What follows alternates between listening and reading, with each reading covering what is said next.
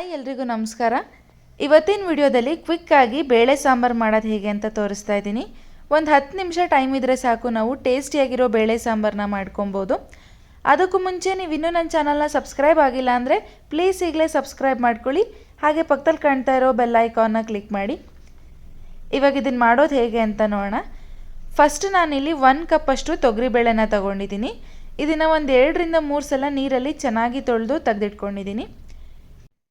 ಈಗ ಒಂದು ಕುಕ್ಕರ್ಗೆ ತೊಳೆದಿಟ್ಕೊಂಡಿರುವಂತಹ ಬೇಳೆ, ಸಣ್ಣದಾಗಿ ಕಟ್ ಮಾಡಿರೋ ಒಂದು ಈರುಳ್ಳಿ, 2 ಟೊಮ್ಯಾಟೊ, 2 ರಿಂದ 3 ಹಸಿರು ಮೆಣಸಿನಕಾಯಿ, 1/4 ಟೀ ಸ್ಪೂನಷ್ಟು ಅರಿಶಿನ ಪುಡಿ, ಒಂದು ಅರ್ಧ ಸ್ಪೂನ್ ಉಪ್ಪು, 2 ಲೋಟ ನೀರನ್ನ ಆ್ಯಡ್ ಮಾಡಿದ್ದೀನಿ. ಬೇಳೆ ಬೇಯೋದಕ್ಕೆ ಎಷ್ಟು ಬೇಕೋ ಅಷ್ಟು ಹಾಕ್ಕೊಂಡ್ರೆ ಸಾಕು. ಹಾಗೆ 1 ಸ್ಪೂನಷ್ಟು ಎಣ್ಣೆ, ಇದಿಷ್ಟನ್ನು ಹಾಕಿ ಇದನ್ನು ಒಂದು 4 ವಿಷಲ್ ನಾವು ಚೆನ್ನಾಗಿ ಕೂಗಿಸ್ಕೊಳ್ಬೇಕು. ನೀವೇನಾದರೂ ಬೇಳೆನ ಮುಂಚೆನೇ ಒಂದು 1/4 ಗಂಟೆ ನೆನೆ ಹಾಕಿದರೆ 2 ವಿಷಲಲ್ಲಿ ಬೇಳೆ ಎಲ್ಲ ಚೆನ್ನಾಗಿ ಬೆಂದೋಗುತ್ತೆ. ಮನೇಲಿ ತರಕಾರಿ ಇಲ್ಲ ಅನ್ನೋ ಟೈಮಲ್ಲಿ ಪಟ್ ಅಂತ ಈ ಸಾಂಬಾರನ್ನ ಮಾಡ್ಕೊಬೋದು. ಬಿಸಿ ಅನ್ನ ಜೊತೆ ತಿಂತಾಯಿದ್ರೆ ತುಂಬಾ ರುಚಿಯಾಗಿರುತ್ತೆ. ಇವಾಗ ಇದು 4 ವಿಷಲ್ ಆಗಿದೆ. ಕುಕ್ಕರ್ ವಿಷಲ್ ಆರಿದ್ಮೇಲೆ ನಾನು ನಿಮಗೆ ಓಪನ್ ಮಾಡಿ ತೋರಿಸ್ತಾ ಇದ್ದೀನಿ. ನೋಡಿ, ಬೇಳೆ ಎಲ್ಲ ಚೆನ್ನಾಗಿ ಬೆಂದಿದೆ.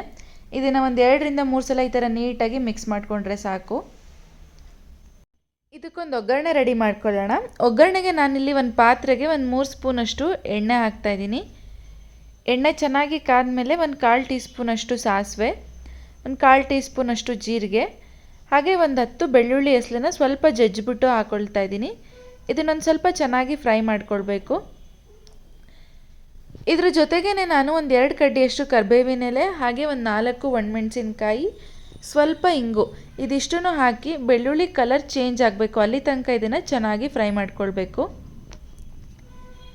ಇವಾಗ ಆಲ್ಮೋಸ್ಟ್ ಬೆಳ್ಳುಳ್ಳಿ ಕಲರ್ ಚೇಂಜ್ ಆಗಿ ಗಮ್ ಅಂತ ಸ್ಮೆಲ್ ಬರ್ತಾ ಇರುತ್ತೆ. ಈಗ ಇದಕ್ಕೆ ನಾವು ಬೇಯಿಸಿಟ್ಕೊಂಡಿರೋ ಬೇಳೆನ ಆ್ಯಡ್ ಮಾಡಬೇಕು. ಇದನ್ನೊಂದು ಸಲ ಚೆನ್ನಾಗಿ ಮಿಕ್ಸ್ ಮಾಡಿಕೊಂಡು ಇದಕ್ಕೆ ನಾನು ಒಂದು 2 ಸ್ಪೂನಷ್ಟು ಹುಣಸೆ ಹಣ್ಣಿನ ರಸನ ಹಾಕ್ತಾಯಿದ್ದೀನಿ. ಹಾಗೆ 1.5 ಸ್ಪೂನಷ್ಟು ಸಾಂಬಾರ್ ಪೌಡರ್, 1 ಸ್ಪೂನಷ್ಟು ಕಾಶ್ಮೀರಿ ರೆಡ್ ಚಿಲ್ಲಿ ಪೌಡರ್ನ ಹಾಕ್ತಾಯಿದ್ದೀನಿ, ಕಲರ್ಗೋಸ್ಕರ ಅಷ್ಟೇ.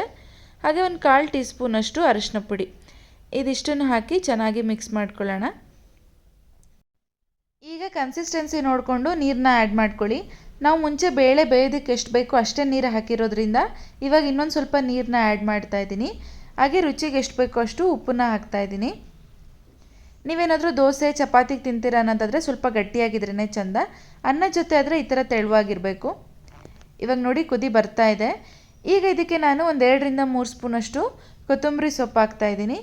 ಇದನ್ನು ಇವಾಗ ಒಂದು 2 ರಿಂದ 3 ನಿಮಿಷ ನಾವು ಚೆನ್ನಾಗಿ ಕುದಿಸ್ಕೊಬೇಕು. ನೋಡಿ ಕುದಿ ಬರ್ತಾ ಇದೆ. ಇವಾಗ ಸ್ಟವ್ ಆಫ್ ಮಾಡಿಬಿಡೋಣ. ಬಿಸಿ ಬಿಸಿಯಾಗಿರೋ ಬೇಳೆ ಸಾಂಬಾರು ರೆಡಿಯಾಗಿದೆ. ನೀವು ಒಂದ್ಸಲ ಈ ಸಾಂಬಾರನ್ನ ನಿಮ್ಮ ಮನೇಲಿ ಟ್ರೈ ಮಾಡಿ ಟೇಸ್ಟ್ ಹೇಗಿತ್ತು ಅಂತ ತಿಳಿಸಿ. ಈ ವಿಡಿಯೋ ನಿಮಗೆ ಇಷ್ಟ ಆಗಿದ್ರೆ ಪ್ಲೀಸ್ ನಮ್ಮ ಚಾನಲ್ನ like, share, comment and subscribe ಮಾಡೋದನ್ನು ಮರಿಬೇಡಿ. Thanks for watching.